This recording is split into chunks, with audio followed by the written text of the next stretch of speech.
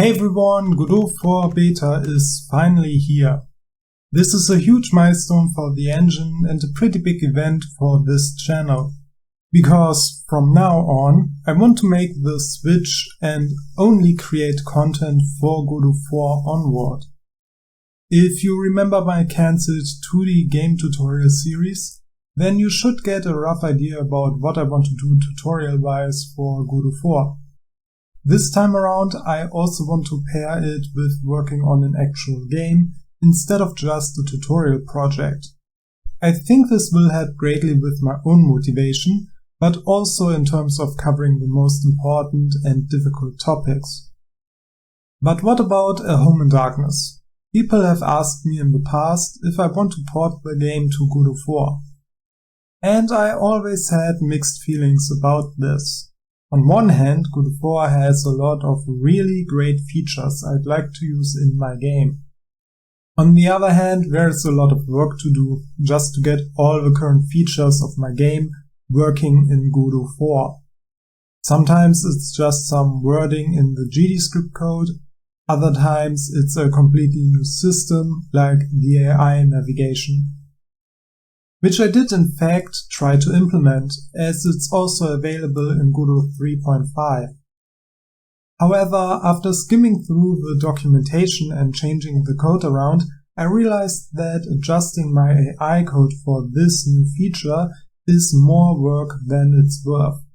In Godot 3.5 you can still use the old system, and my game doesn't actually take advantage of dynamically changing navigation maps.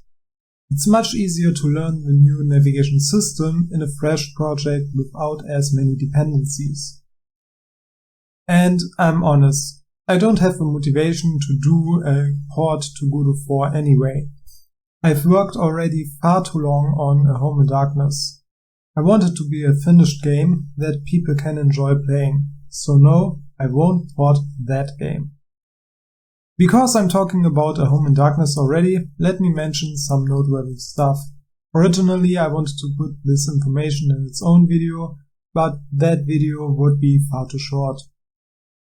The story and gameplay structure for A Home in Darkness is mostly done, and while I didn't get to include every cool idea I came up with during development, most ideas found their way in some form.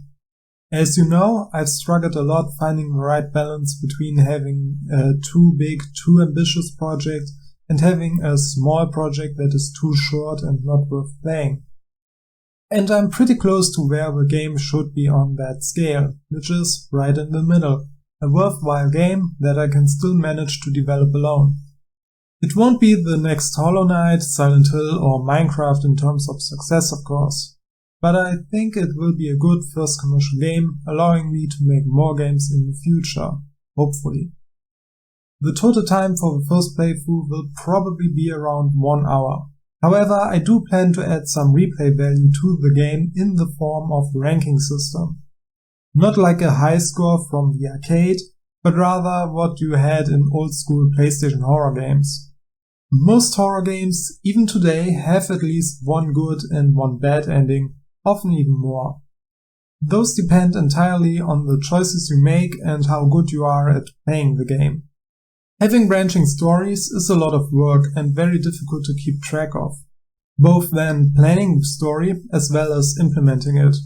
I know, because I tried. Given the limited play space and playtime, there is also just not enough potential for branching. So I decided to give the player points depending on how good they performed the ritual, which then results in a final ranking at the end of the game. This also allows me to hide certain information from the player. Did they solve this puzzle correctly or did they miss something? And from that I can go and add slight variations in the game if they make sense. I also realized that the player character needs to already know rituals and be in a situation where they need to know them. In one of the past devlogs, I mentioned I wanted to let the player learn rituals along with the player character, because it just makes a whole lot of sense for tutorials, story, adding mystery, etc. What I didn't realize back then, how much extra content it would require just to explain the premise. But think about it. Let's say the player character has some reason to go to that house. Not only do I need a dialogue explaining why the character goes to that place, but I also need a place for the character to be in before entering the house, which means a lot of extra assets to create. Then I also need a cutscene introducing the player to the threat in the house, just because the player character needs to know about that threat, etc., etc. If the player character already knows about the threat at the start of the game, I can just put it all in dialogues happening in already existing environments. But that's not even the most important reason. Planning out the game structure showed me that with a not knowing player character, it takes far too long to get to the good stuff, the rituals. In addition to explaining the story, the player will also need to get an explanation on how the whole gameplay loop works.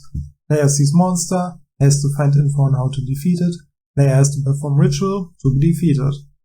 And all that would have to be explained in detail in a convincing manner. While if the player character has dealt with all this before, I can literally just put in one message saying, "Oh, I know this demon, I should go to my study.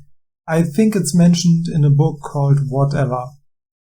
And that's it, that's all the guidance the player needs and wants. They are here to play a game and be awesome occultists. They didn't start the game to watch a presentation. In short, having a knowing player character is much better for the pace of the game. And this also plays nicely with the ranking system, as it now compares your knowledge with the knowledge of the player character. Are you as good as you are supposed to be? It all just meshes very well now, making the whole game feel much better designed. So overall, I think these are great changes for the game itself. Anyway, I know this is a short video again, but think about it this way. If you don't hear from me, I'm most likely working on the game or get to know Godot 4 so that I can make videos on that in the future. Thanks for watching, and until next time, bye bye.